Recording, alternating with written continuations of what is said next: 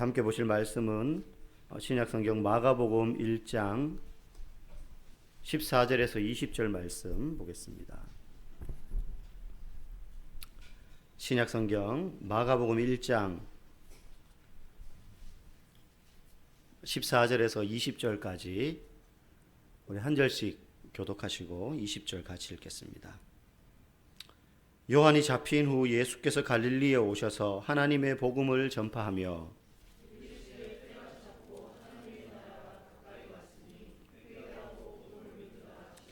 갈릴리 해변으로 지나가시다가 시몬과 그 형제 안드레가 바다에 그물 던지는 것을 보시니 그들은 어부라.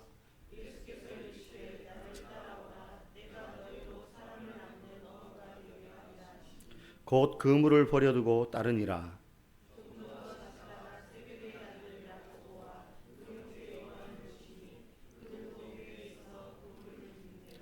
곧 부르시니 그 아버지 세베대를 품꾼들과 함께 배에 버려두고 예수를 따라가니라. 아멘. 복음 왕의 부르심이라는 제목으로 말씀을 전하겠습니다. BC 490년경에 세계 역사에 남는 유명한 전투가 벌어집니다. 인근 나라들을 다 점령하고 이제 지중해 연안까지 세력을 넓히던 페르시아 대제국과 그리고 그 제국에 맞서서 자신들의 나라를 지키기로 뭉쳐진 도시국가 연합국 아테네를 중심으로 해서 각 도시국가들 말이 도시국가이지 그냥 한 도시입니다. 도시. 페르시아 제국은 이제 그 지중해를 무너뜨리면 이제 유럽으로 내려와 가지고 지중해 연안국가와 아프리카까지 밀고 내려올 태세예요. 그런 고대 근동의 패자와 신흥 제국과 이제 도시국가의 그 작은 나라들의 연합군이 용병들이 뭉쳐져 가지고 맞서고 있었습니다. 우리가 잘 아는 마라톤 평원에서의 전투, 또 솔루스 전투 등에서 이 페르시아군을 막아내지 못하면 이제 그 뒤에 있는 수십 개의 도시국가들은 다 정복당하는 거예요.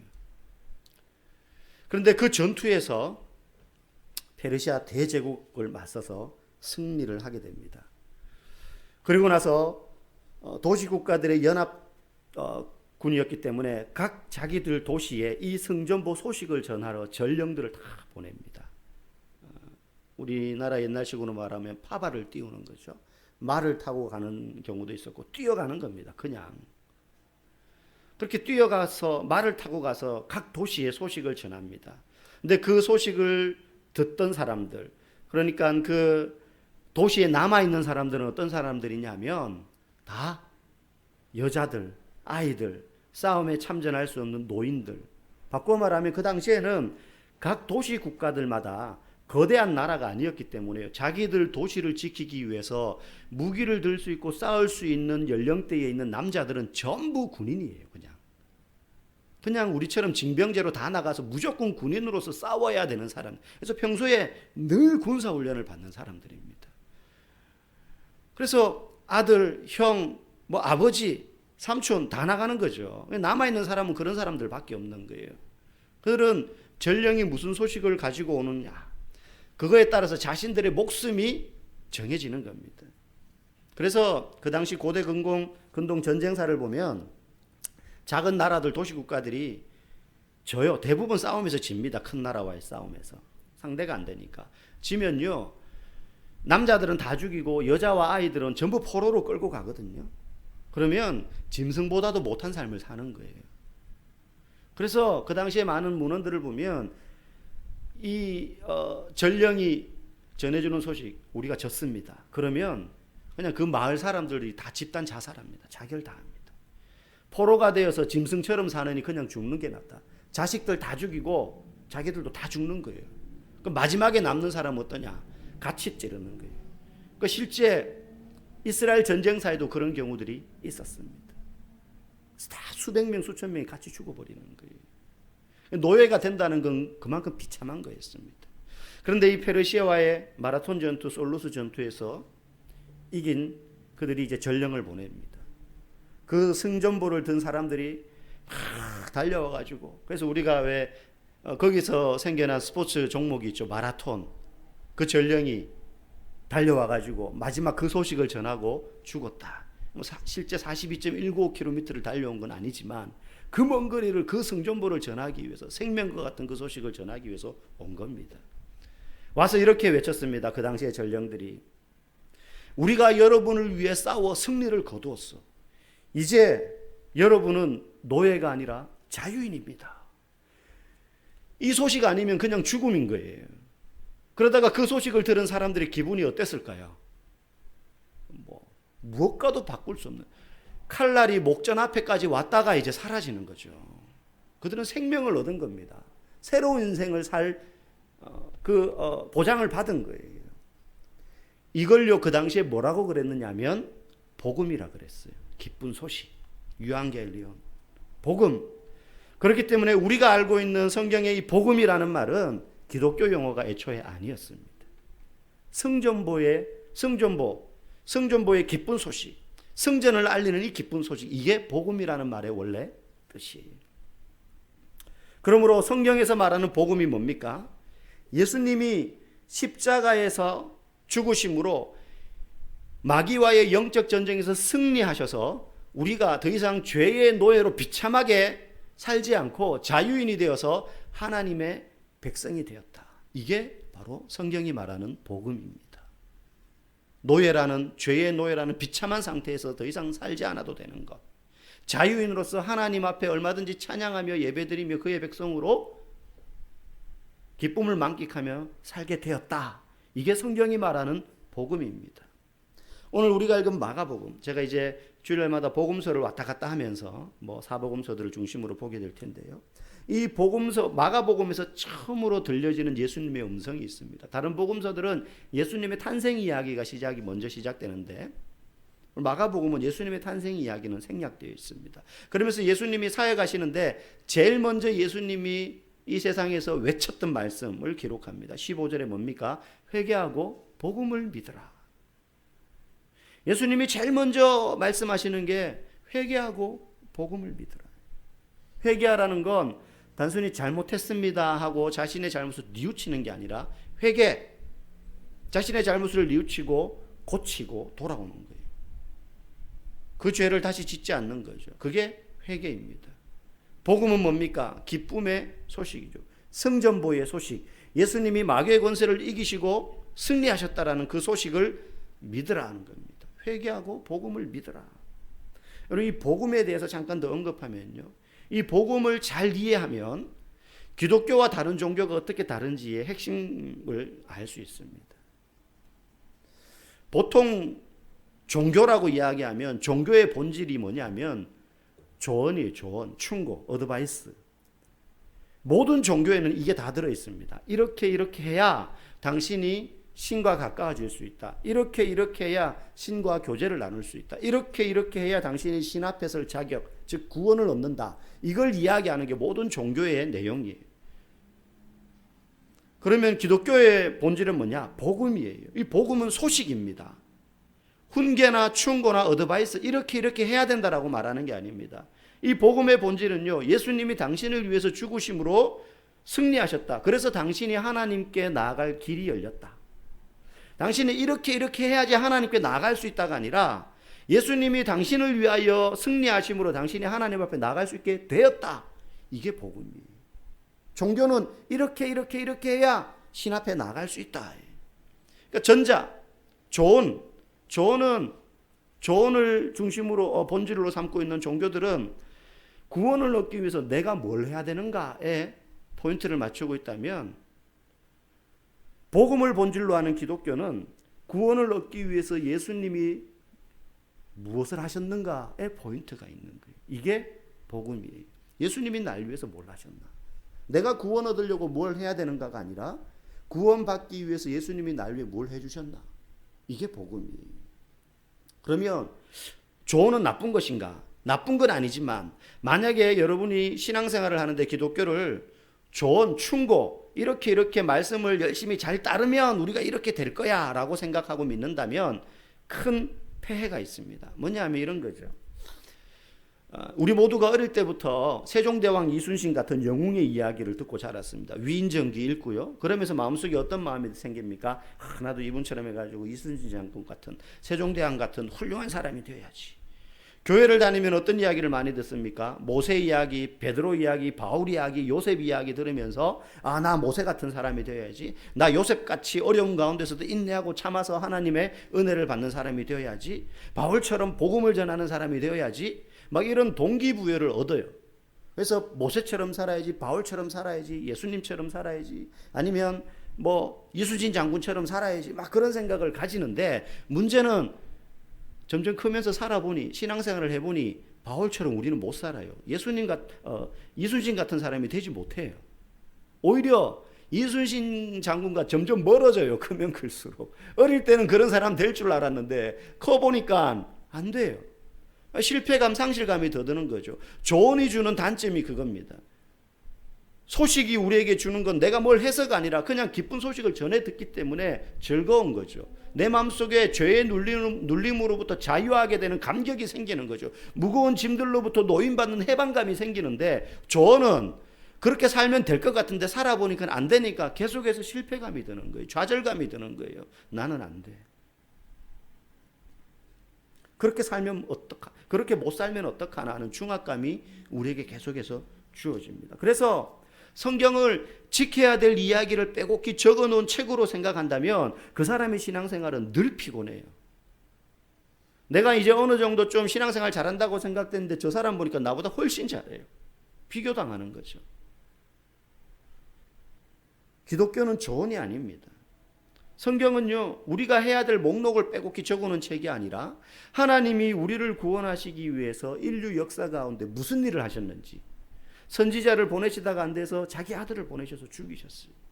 그래서 그 아들 덕분에 우리에게 어떤 일이 일어났고 우리가 어떻게 하나님의 백성과 자녀가 되었는지를 적어놓은 책입니다. 다시 말하면 성경은, 기독교는 우리가 어떻게 하나님의 자녀가 될 수 있었는지, 내가 뭘 해야 되는 일을 적어놓은 것이 아니라 하나님이 뭘 하셨는지를 적어놓은 기쁜 소식지. 그게 성경이고 기독교입니다. 오늘 그러면 무슨 소식을 믿어야 하는가? 예수님이 회개하고 복음을 믿으라 그랬어요. 그럼 그 복음은 도대체 뭔가 하는 거죠. 오늘 15절에 보니까 하나님의 나라가 가까이 왔다라는 것을 믿으라고 말합니다. 하나님의 나라가 가까이 왔다.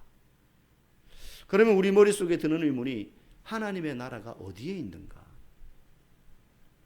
사실 이 의문을 우리만 품은 것이 아니라 예수님 당시에도 많은 사람들이 품었습니다. 예수님이 그렇게 말하니까 누가복음 17장 20절에 보면 바리새인이 묻습니다. 하나님의 나라가 언제 임합니까? 기본적으로 유대인들의 머릿속에는 하나님의 나라라는 개념이 어느 정도 있었어요. 구약시대 때부터. 그런데 예수님이 하나님의 나라가 임했다 그러니까는, 아니 언제 임했다는 겁니까? 물어요. 그래서 예수님이 이렇게 대답합니다. 하나님의 나라는 볼 수 있게 임하는 것이 아니다. 그 나라는 이미 너희 안에 있다. 이걸 좀 풀어서 설명하면 이런 거예요. 하나님의 나라는 땅덩어리가 정해져 있는 경계선이 있는 것이거나 아니면 법과 제도나 규칙이 있는 기관이 아니라 하나님의 통치를 받는 그곳이 하나님의 나라라. 하나님의 통치를 받는다는 건 하나님이 왕이라는 걸 인정한다라는 뜻이에요. 그죠? 대한민국 사람이라면 법과 제도 위에 서 있는 지도자의 통치를 받는 거죠. 어느 나라나 마찬가지듯이 하나님의 나라가 임했다라는 건 그 사람의 삶이 하나님이 내 삶의, 내 인생의 왕이시다라는 사실을 인정하고 사는 그 사람. 그러면 그 사람이 어디 땅덩어리에 살고 있던 그 사람에게는 하나님의 나라가 임했다는 것입니다. 이게 무슨 이야기냐면, 예수님이 그 말씀을 하시는 건 이전에는 하나님의 나라가 우리 가운데 없었다는 거예요. 그죠? 하나님의 나라가 원래 우리 가운데에서부터 없었는데 지금 그 하나님을 왕으로 인정하는 순간 하나님의 나라가 그 사람에게 임했다는 겁니다. 언제부터 하나님의 나라가 우리에게서부터 멀어졌느냐? 아담이 범죄할 때부터예요. 아담이 선악과를 따먹었습니다. 선악과를 따먹은 건 먹음직스러운 열매를 따먹었다라는 것이 죄가 아니라 더 이상 이 에덴 동산에서 하나님의 통치를 받기를 내가 거부한다는 의사표시입니다. 하나님이 먹지 말라고 했는데 그걸 거절하고 내 의도에 따라 따먹었어요. 더 이상 하나님이 나의 왕이 아니시고 내가 내 인생의 왕이 되고자 했던 것이 선악과 사건의 핵심입니다.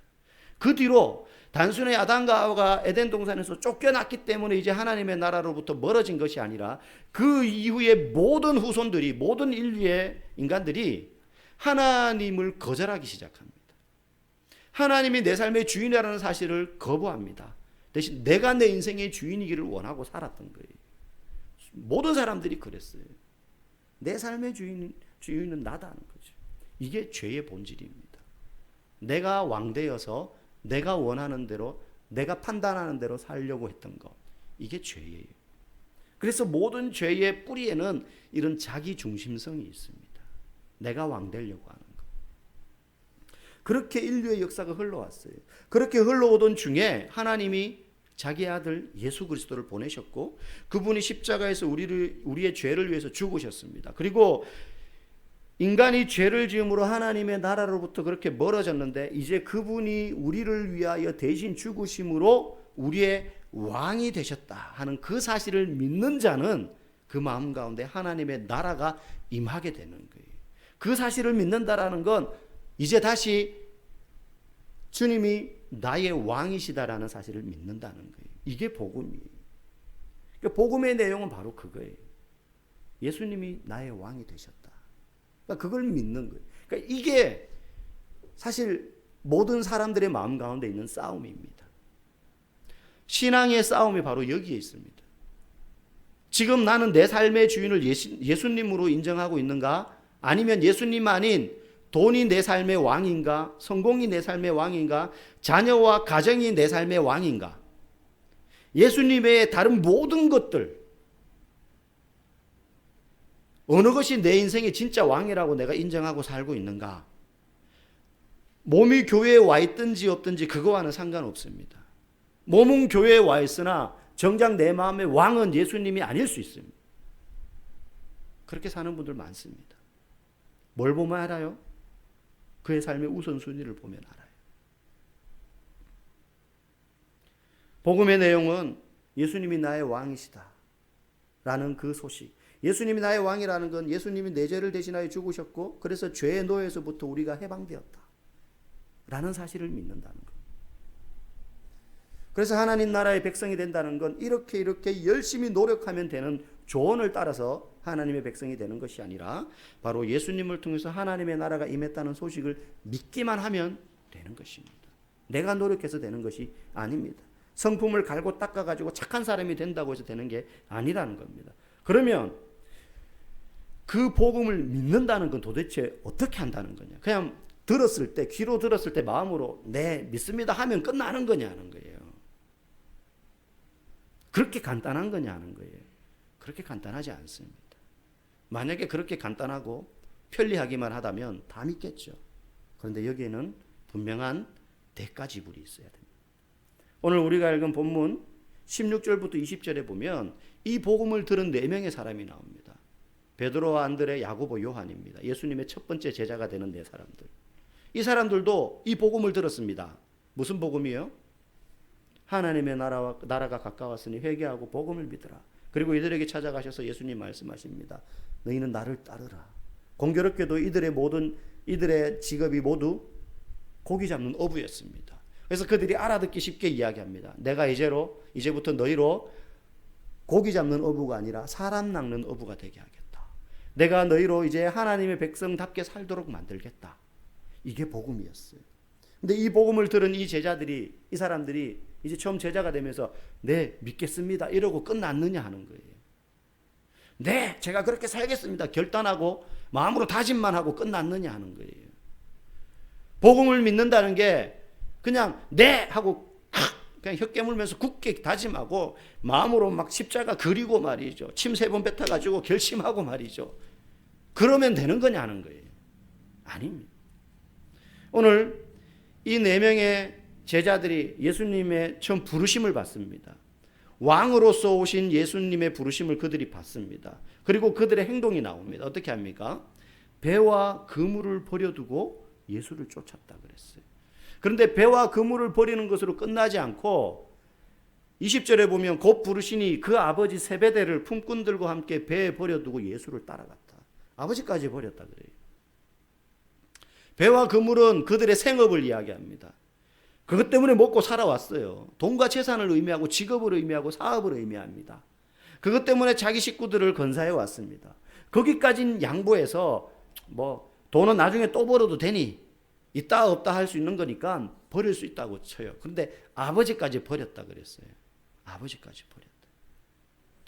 우리가 이렇게 받아들이면 이해하면 예수님 너무 극단적이다. 누가복음 14장 26절에도 보면 예수님 이렇게까지 말씀하세요. 무릇 내게 오는 자는 자기 부모와 처자와 형제와 자매와 더욱이 자기 목숨까지 미워하지 아니하면 능히 내 제자가 되지 못하고. 예수님이 너무 극단적인 선택을 우리에게 요구하시는 것이 아닌가 하는 생각이 들 수 있습니다. 그런데 예수님의 이 말씀 자세히 보세요. 자기 목숨까지 미워하지 아니하면 능히 내 제자가 되지 못한다. 가족과 인연을 끊어라. 뭐 이렇게 말씀하시는 건 아닙니다. 다른 복음서들 보면요. 예수님 제자들이 예수님을 쫓고도요. 고기잡이 하러 가는 경우 있었어요.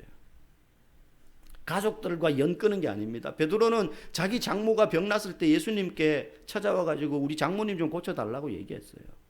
그래서 예수님 가서 베드로의 장모의 열병을 고쳐주십니다. 사람들은 극단적인 것은 좋지 않다고 생각하기 때문에 예수님의 이런 말씀을 오해해서 그 당시에 바리새인들도 예수님을 되게 싫어했습니다. 자기들은 남들보다 되게 열심히 신앙생활 하는 사람들이라고 생각했는데 예수님 오셔가지고 더 파격적인 이야기를, 그들이 들을 땐 너무 급진적인 이야기를 막 하시는 거예요. 한쪽 뺨을 때리면 이쪽 뺨도 돌려가지고 맞아라. 겉옷을 달라 하면 속옷까지 줘라. 오리를 동행하자 그러면 심리까지 가져라. 그게 그 당시의 법과 윤리와 관련된 이야기들이에요. 그래서 그 사람들 그게 무슨 의미인지 알아요. 예수님 그 말씀하셨을 때. 네. 너무 파격적인 이야기였어요. 예수님의 말씀.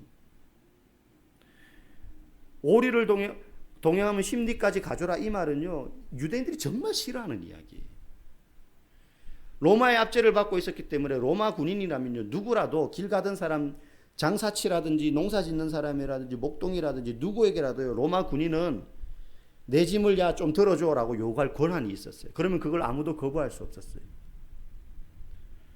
그런데 특히 유대인들이 여기에 대한 반발이 너무 심했기 때문에 유대 지역을 다스리는 로마 군인들에게는 굴령처럼 내린 게 있었어요. 오리 이상은 동행하는 것을 요청하지 마라. 너무 무리한 요구를 하지 말라는 거죠. 그런데 예수님 뭐라고 하신 거예요? 그들이 너희들에게 오리를 동행하자 그러면 심리까지도 가주라는 거죠. 그러니까 바리새인들이 들을 땐 용납할 수 없는 거예요. 자기들 상식으로는. 예수님 너무 극단적이지 않냐? 오늘날도 그런 생각하시는 분들이 있습니다. 뭐든지 적당한 게 좋지. 신앙생활도 적당히 선을 지키며 중도를 지켜야지. 그래서 안 믿는 남편들이 아내들에게 미쳐도 적당히 미쳐라 이런 말 하시는 분들이 있잖아요.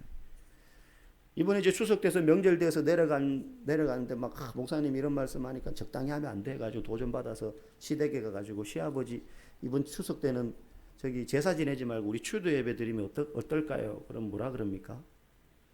이게 미쳤구나 이제 드디어. 그런 이야기 들을 수 있어요. 근데 여러분 기독교는 중도가 아닙니다. 예수님은 단 한 번도 적당히 믿으라고 하신 적이 없어요. 너희들의 편안함과 위험과 안정이 걱정되니 적당히 지혜롭게 믿으라 그런 말씀 하신 적 없어요. 지금은 때가 아니니 좀 기다려라 그런 말씀 하신 적 없어요. 예수님은 뭐든 적당한 게 좋지라고 말씀하시는 대신에 다들 적당하게 살려면 살아라. 나는 제자가 되기 위해서 자신의 전부를 내어놓을 수 있는 사람들을 원한다 라고 말씀하세요. 아니 원수도 사랑하라고 하신 분이 왜 아버지 어머니를 미워하면서까지 자기를 쫓으라고 하시는가? 사실 여기서 미워하라는 말은 그냥 절대적으로 정말 미워해 이 뜻이 아니라 상대적인 미워함이죠. 무엇보다 인생의 다른 모든 관계와 내가 하는 일들을 미워하는 것처럼 보일 만큼 예수님께 정열과 열정을 다해 그분을 쫓으라는 거예요. 예수님을 최우선 순위에 두고 그분에게 헌신하니 다른 걸 볼 때 소홀히 여기는 것처럼 여겨질 만큼 그것들을 별것 아닌 것처럼 생각할 만큼 진짜 별것 아닌 것처럼 생각하라는 말이 아니라 여러분 직장생활 하다가요 자기 사업을 시작하는 사람들 한번 보십시오. 직장생활 할 때는 그렇게 아침에 일어나는 게 힘들어가지고 5분만 하고 하다가 자기 사업하면 어떻게 됩니까? 꼭 또 새벽부터 일어나가지고 제일 먼저 문 열고 일합니다. 직장 다닐 때는 그렇게 싫어하던 야근 잔업, 자기 사업 시작하면요 불러만 주라는 거죠. 거래처 무조건 갑니다. 밤이고 낮이고 새벽이 어디 있습니까? 피곤해도 막 합니다. 그렇다 그래가지고 그 사람이 사업에 올인하고 있지만은 그렇다 그래서 가족과 인연을 막 다 끊고 사업만 합니까? 아닙니다. 그게 지금 제일 중요한 거예요. 예수님은 나를 쫓으려면 호적에서 네 이름부터 파고 쫓아라 이렇게 말씀하신 게 아닙니다. 가족과 인연을 다 끊어라 이렇게 말씀하신 적 없습니다. 그 모든 것들보다 네가 정말 우선시 여기며 너의 정열을 가장 많이 쏟아야 될 때가 어딘가를 분명히 해라. 그걸 분명히 하지 않고 끊임없이 오늘 이 예수님이 제자들을 부르실 때처럼 나를 따르라. 구구절절히 이러하니까 이게 더 가치 있으니까 제가 지금 여러분들에게 설명하는 것처럼 막 설득하고 이야기하고 설명해서 그러니 예수님을 따르는 게 옳지 않겠냐 이렇게 말씀하신 적 없습니다. 나를 따르라. 왕의 부르심. 그 부르심 앞에요. 제자들은 배와 그물과 아버지와 예수님의 부르심 사이에서 저울질하지 않았습니다. 근데 우리는 끊임없이 저울질합니다. 그렇죠? 지금 좀 바쁜데요. 예수님이 부르시는데 이렇게 말합니다. 예수님 이번 일만 성공하면 이번 프로젝트만 잘 되면 이 병만 나으면 쫓을게요. 이 사고에서 살려만 주신다면 믿을게요. 이번에 장가 가면 따를게요. 우리 자식이 이번에 이렇게 대학 합격하면 제가 따를게요. 이건요 진짜 내가 목적으로 삼고 있는 게 무엇인지가 드러나는 거예요. 저울질 하는데 우리는 예수님을 따르는 것이 아니라 일과 건강과 성공과 명예와 가정과 이게 더 내 인생의 중요한 목적이 되어버렸다는 것이죠. 예수님은 수단이 될 수 없습니다. 그분은 우리의 항상 유일한 목적이 될 수밖에 없어요. 여러분 만약에 여러분에게 어느 날 거부할 수 없는 권위를 가진 자, 왕이든 오늘날의 대통령이든 와가지고 여러분에게 나를 따르시오.